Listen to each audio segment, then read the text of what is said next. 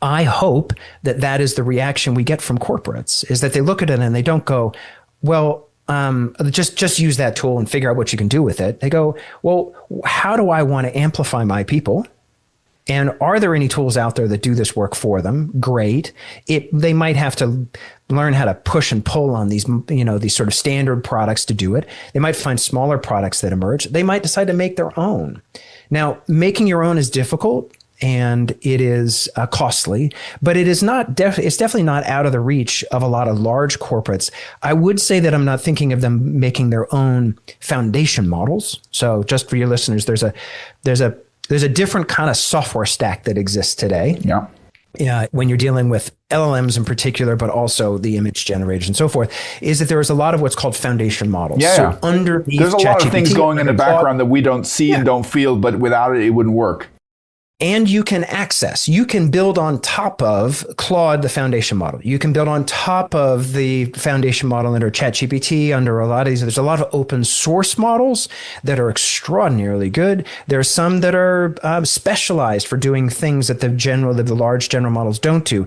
But a software developer can build essentially the software product on top of it, sometimes called the harness, a variety of other things that actually can work with a single model or multiple models. That kind of level of software development expertise and expense is within the reach of larger companies. Small companies, not so much, but some people definitely build their own. There's a huge amount of advantage to that if what it is you want the system within your firewall, you want to operate and tune it on your own data, you want to do it, just make it something that operates differently. You want to have something where you're using a very small model and it operates on the edge because you want your people to be able to take their model with them on their phone and not actually connect to the cloud. You can do those things. We see some of this in startups where people are using these foundation models in interesting and creative ways. I love to highlight one of our advisors' companies, a guy named John Passmore, created a product called Latimer. And he's built this on top of the other on the foundation models. And what he's done is he's trained his system on data that is unavailable to any of those models that better represents Black and brown history and culture.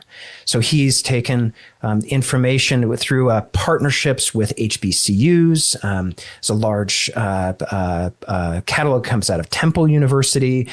He's done everything from taking things that have been digitized, but inside those organizations, but has not ever been made public on the internet, through to digitizing Frederick Douglass's letters that have never been digitized.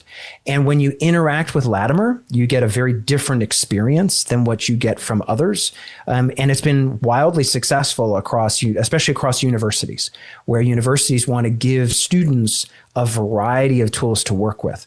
That work that he did as a startup, very scrappy, working really hard with a small team, that's within the scope of a large organization in terms of its capabilities. And you could look at it as just to say, well, you now have a tool that speaks like your company, right? Because it knows more about you than any other public system could. I like what you're saying from a couple perspectives, because once again, I'm trying to channel within me the classical CEO who's like, yeah, I hear you, but I really don't understand half of what you're saying. Maybe I understand a little bit more, but I think the classical question is that they have to face is, well, okay, what are two departments, what are two jobs that have definitely been impacted by this efficiency drive with AI? One is marketing departments. Sure. And the second one, although there's a lot of slop that comes out there too, and the second one is programmers. And sure. And what and I think you and I are both advocates for the principle. Listen, don't get rid of your resources. Just repurpose your resources and arm them with the technology. And what I hear you saying is, if I were an executive that had to make a decision, how do I need to plan midterm, long term?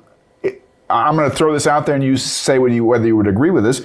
Would it be better to say, hey, listen, keep your people, make sure they fine-tune, that they learn as much as they can about the technology, and then come up with proposals to redesign it? Because there's a couple factors. One factor is with technology, the cost of development as we go forward goes down. Replication is part of what AI is doing right now, is going to make things even easier. I think there's a huge potential of democratization.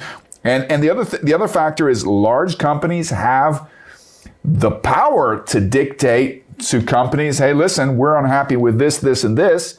I'm not going to use you unless you fix this, this, and this, right? Yep. I also heard you when you said, well, there's lots of foundational systems at the bottom of the internet and other interactions that we don't even know of. I was recently listening to one, I can't remember what it is, it's some deep stack or something like that. We've never, a normal person's never heard of, but the system, the internet and other things wouldn't even work if they didn't have. So what you're saying is that this will, what I think you're saying is that as we move forward, if companies open up to the AI prospects and learn the basics and keep an eye open and keep their IT staff on board and train them and focus them on how can we repurpose this so that it fits more into our business case, that's something that you would advocate for and believe in? Yeah, I think so.